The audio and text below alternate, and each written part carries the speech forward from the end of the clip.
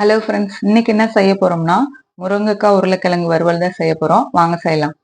Stove பற்ற வச்சு ஒரு பேன் வச்சுக்கோங்க. ஒரு 1.5 ஸ்பூன் ஆயில் விட்டுக்கோங்க. ஆயில் பாருங்க நல்லா சுடிருச்சு. இதுல நம்ம கொஞ்சம் கடுகு, கொஞ்சம் வெந்தயம், கொஞ்சம் ஜீரகம் சேர்த்துக்கலாம். ஒரு பெரிய வெங்காயம், ஒரு கொத்து கருவேப்பிலை, கொஞ்ச பெருங்காயத்தூள் சேர்த்துக்கோங்க.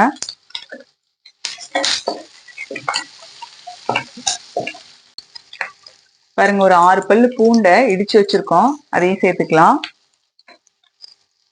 ஒரு பெரிய தக்காளி பொடியை கட் பண்ணியிருக்கோம், அதையும் நல்லா சேர்த்து வதக்கி எடுத்துக்கலாம். கொஞ்ச உப்பு சேர்த்துக்கோங்க. தக்காளி நல்லா வதங்கிட்டோம்.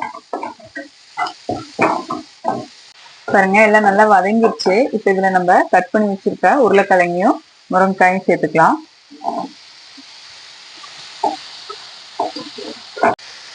இப்போ இதோட 1/2 ஸ்பூன் மஞ்சத்தூள், 1/2 ஸ்பூன் மல்லித்தூள், 1/2 ஸ்பூன் சாம்பார் பொடி, 1/2 ஸ்பூன் மிளகாய் தூள் சேர்த்துக்கோங்க.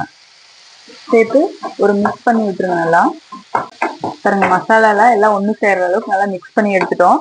இப்போ இதுல நம்ம தண்ணி ஊற்றிக்கலாம். இந்த காய் கொஞ்சம் மூழ்கிற அளவுக்கு தண்ணி ஊற்றி நல்லா வேக வச்சு எடுத்துடலாம்.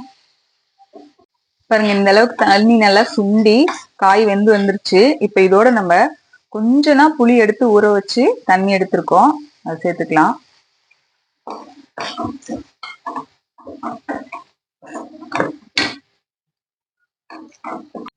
ஒரு 5 நிமிஷம் இந்த புளியெல்லாம் இதோட சேர்ந்து நல்லா கொதிச்சு வரட்டும்.